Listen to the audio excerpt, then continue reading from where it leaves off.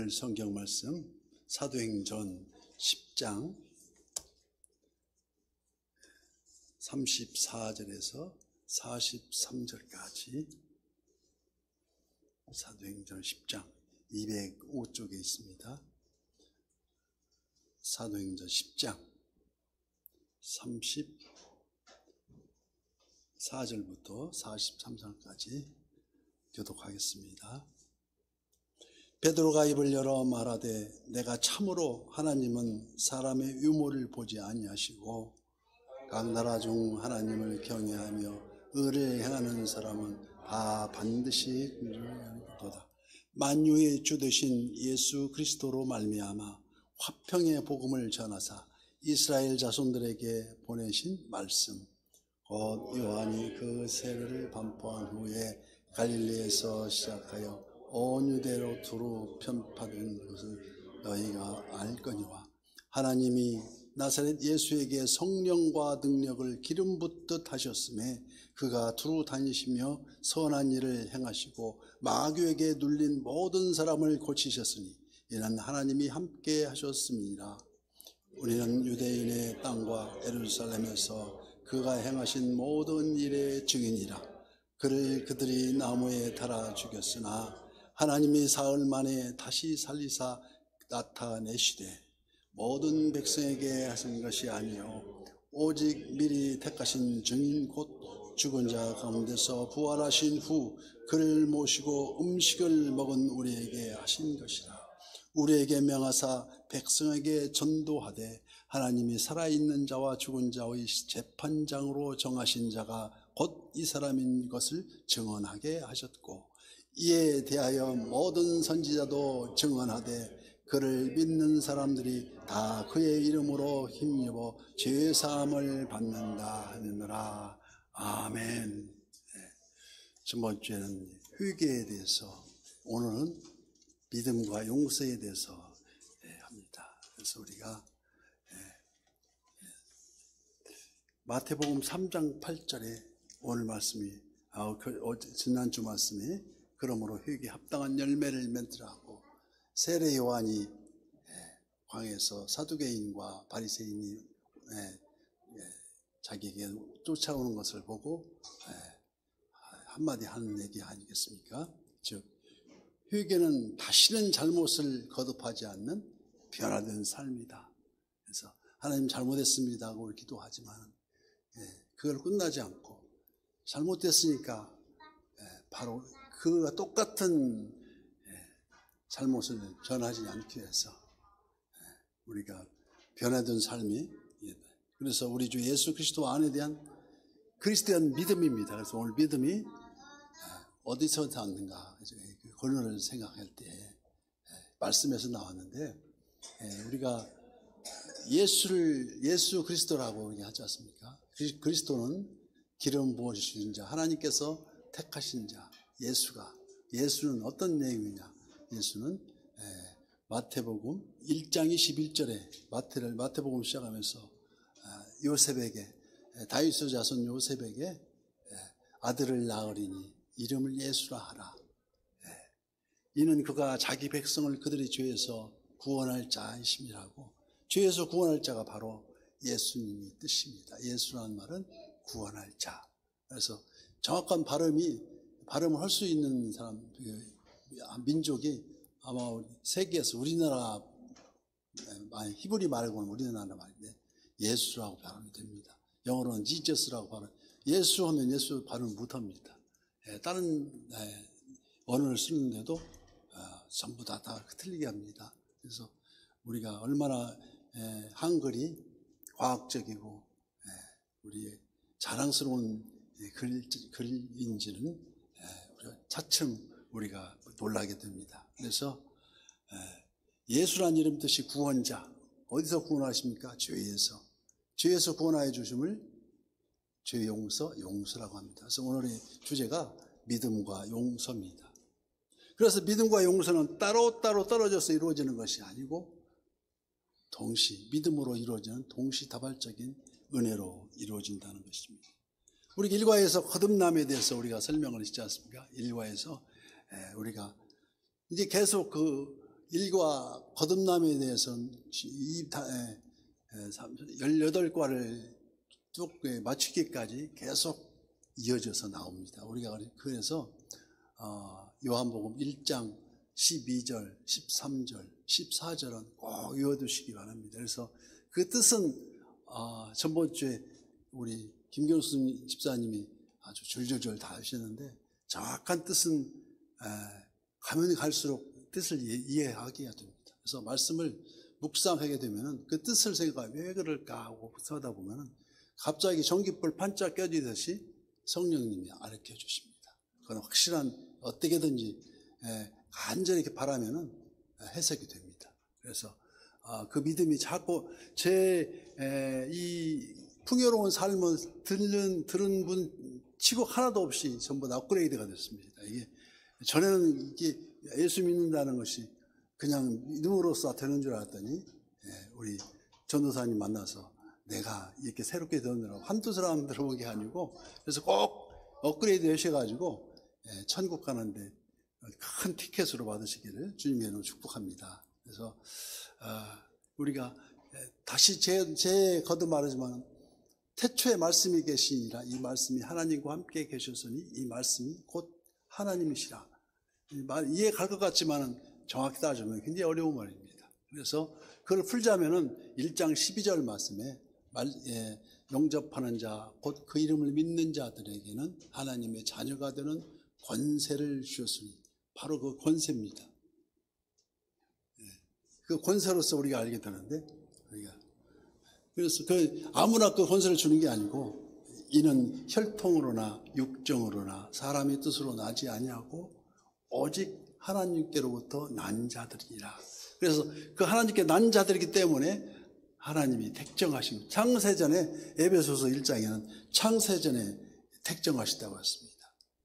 그런데 왜 2000년 전에 오셔서 예수님이 3년 동안 공생애를 거쳐서 장사된 지 3일 만에 부활하셨는데, 오늘 부활절 기념하듯이 하셨는데, 그 말씀이 어떻게 같이 함께 하느냐. 그게 이제 믿음의 깊이인데, 성부, 성자, 성령 하나님, 삼위일체 하나님인데, 예수님이 보내신 성령도 계시고, 우리 아버지 하나님께서 처음에 구약시대에 역사하시던 그 성령님도 계시고, 그 성부, 성자, 성령님이 한 번에 합쳐진 장면이 바로 예수님이 십자가에, 예수님이 세례받던 그 순간에 이루어집니다. 어떻게 해요? 하늘에게서는 하나님 아버지께서 이는 내 사랑하는 아들이라고 세례받을 때 음성이 들립니다. 그리고 비둘기같이 성령이 임하시면서 성자 하나님이 예수님께서 세례를 받으실 때, 그때 하늘문 열리고 이는 내 사랑하는 아들이라고 하나님께서 직접 말씀하시는 게 나옵니다. 그래서 이 한 절 한 절이 살아서 요동치고 숨쉴 때까지 이 말씀을 묵상하게 되면 그 말씀이 어두운 밤중에 전깃불을 팍 켜듯이 반짝하고 이해가 된다는 것을 꼭 경험으로 얻으시길 바랍니다. 예수님을 믿는다는 것은 그분 안에서 믿음을 둔다는 것, 예수님 안에 믿음을 둔다는 것. 항상 교회에 와서는 예수님 믿고 엘리베이터 타고 내려가서는 깜빡 잊어버리고, 오늘 설교 말씀 뭔 얘기로 했는지도 기억이 안 나고, 그거는 이제 확실히 동행하지 못하는. 그래서 말씀이 육신이 되어서 우리 가운데 거하심에 우리가 그의 영광을 보니 아버지의 독생자의 영광이요 은혜와 진리가 충만하더라. 그 충만함을 느껴야, 항상 가면서도 잊지 말아야, 운전하고 하다면서도 그렇지 하면서 생각하면 분명히 도우시는 성령님의 도우심으로 우리가 많은 역사를 경험하고 저도 많이 겪었습니다. 그래서 예수님을 믿는다는 것은 항상 그분 안에 믿음을 둔다는 것을 의미하고, 그분은 나의 주인이다, 나의 주님이다. 주님이라는 주인 주자니까 나의 주인은, 그러면 나는 뭡니까? 종입니다. 주종 관계가, 주인이 말씀하면 종은 들어야 됩니다. 지금은 종 관계 없지만은 전에는 종을 물건으로 취급했습니다. 그렇듯이 우리는, 주님은 우리의 주인이시고 나는 종이다.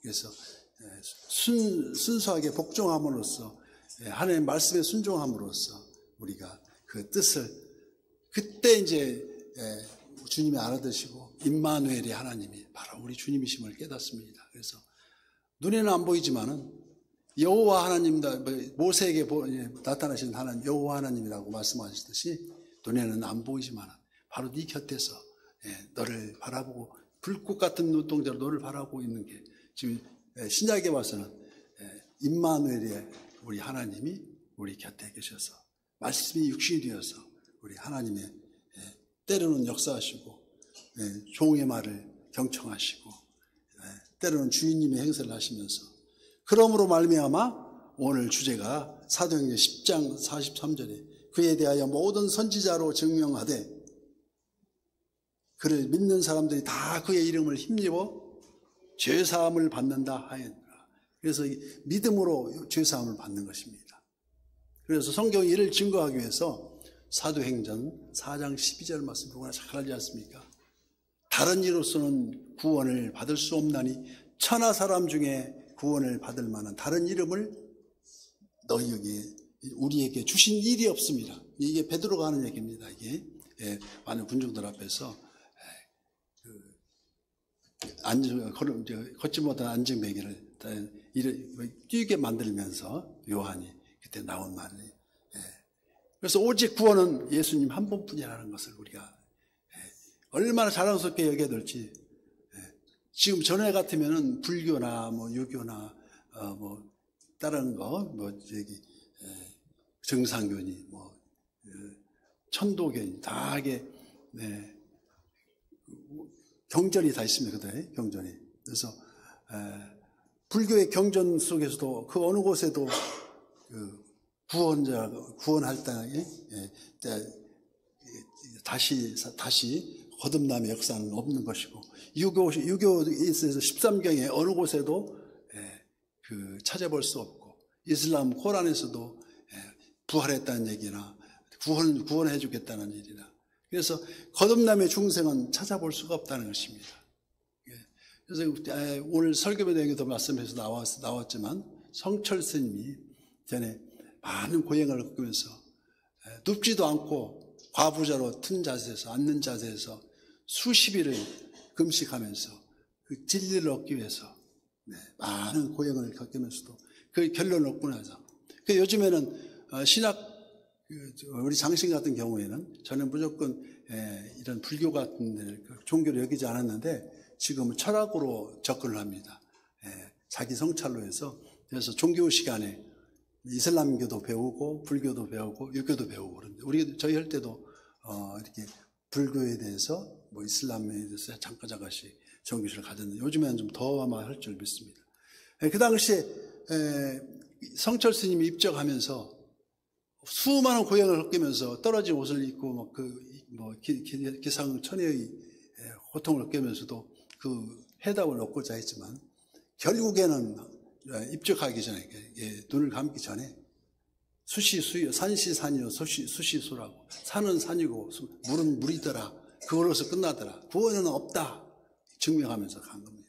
그런데 우리는 유일하게 예수 그리스도 한 분으로서 우리는 구원을 얻는다. 그걸 그 한 가지만 해도 우리가 얼마나 자랑스럽고 하나님께 복받은 인생인지 우리가 알아야 된다는 것입니다. 그래서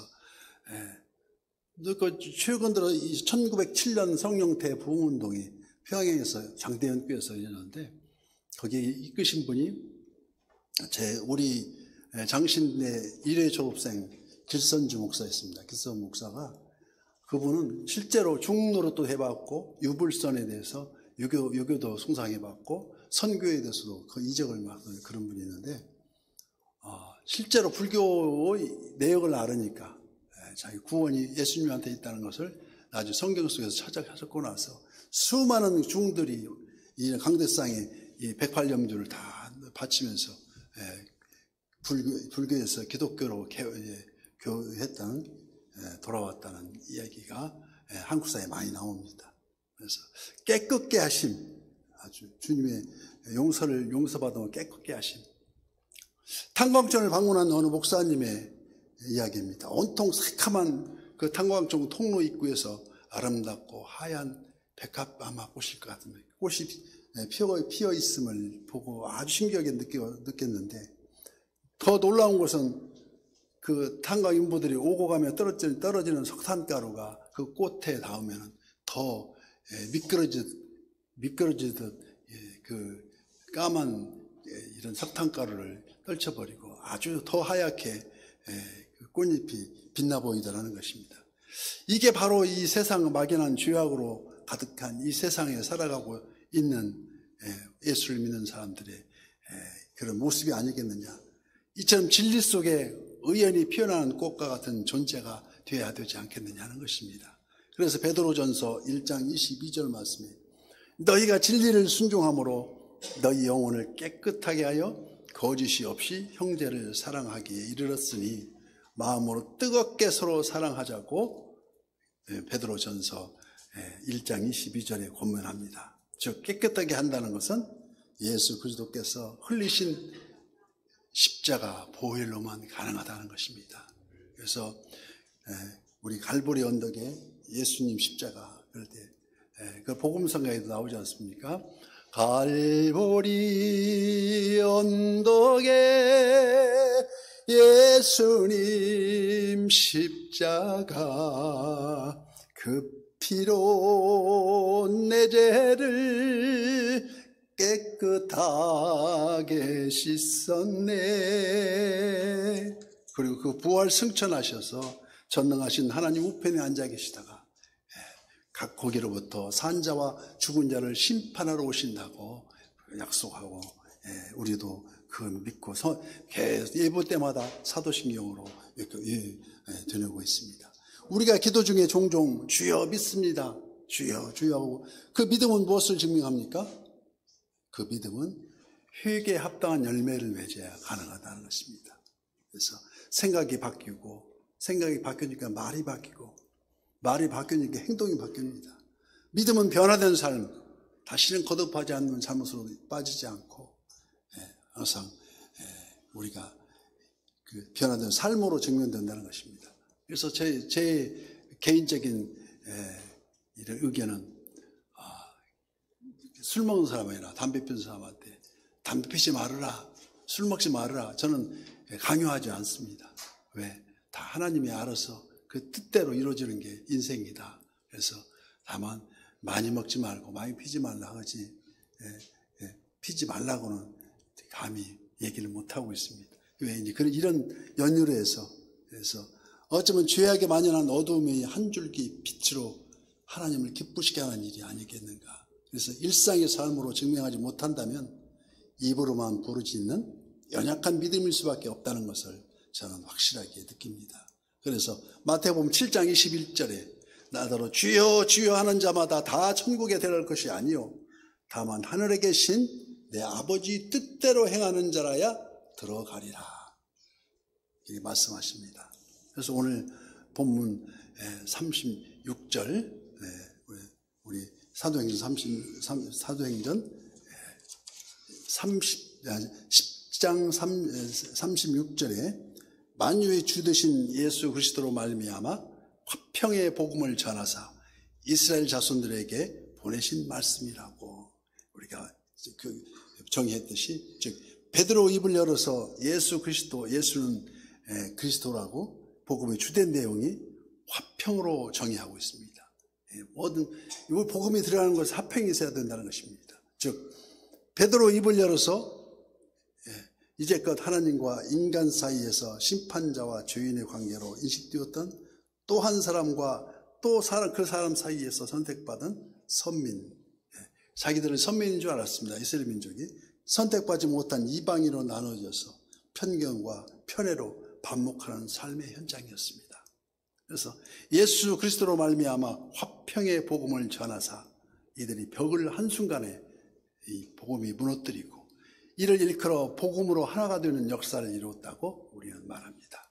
그래서 믿음으로 가는 나라가 하나님 나라죠. 그렇죠. 천국은 믿음으로 갑니다. 하지만 주님에 대한 확실한 믿음이 아니면 더 나아가 이 땅에서도 함께 하시는 임마누엘이 동행이 이루어지지 않는다면 삶 자체가 괴리가 생기는 게 아니겠어요. 그래서 우리가 삶 자체가 예배가 되는 예배가 주일만 와서 드리는 예배가 아니라 살아가는 그 자체가 예배화되는 거 우리가 생각해 봐야 됩니다. 그래서 친밀한 관계, 예배 속에서 천국은 여기 있다 저기 있다가 아니라 곧 네 마음에 있다고 하십니다. 그래서 우리가 그 장례식장에 많이 가보죠. 저도 전도사 생활하면서 이런 전국을 누비다시피 초상이 나면은 가서 장례를 치러주고 그렇게 했는데, 예수 믿고 가신 분 이렇게 그 염할 때 이런 입관식 하기 전에 그럴 때 그렇게 편하게 잠잔다. 그래서 성경에 죽었다 얘기하지 않고 성경에 잠잔다 합니다. 잠자는 것 같이. 그런데 예수를 모르고 태어나신 분은 가기 싫어서 경직되어서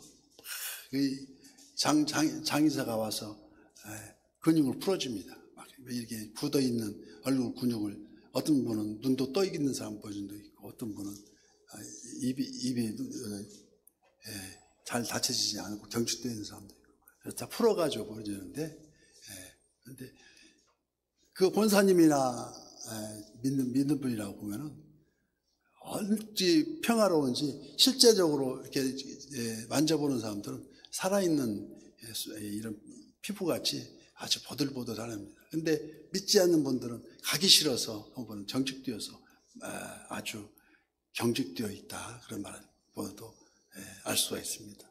그래서 오늘도 말씀이 선포되는 곳에 임하시는 성령님의 역사를 바라보면서 하나님을 기쁘시게 하는 우리 모두가 되어서 모든 선한 이웃의 지체가 되시기를 오늘 부활절을 맞아서 예수님 이름으로 축복합니다.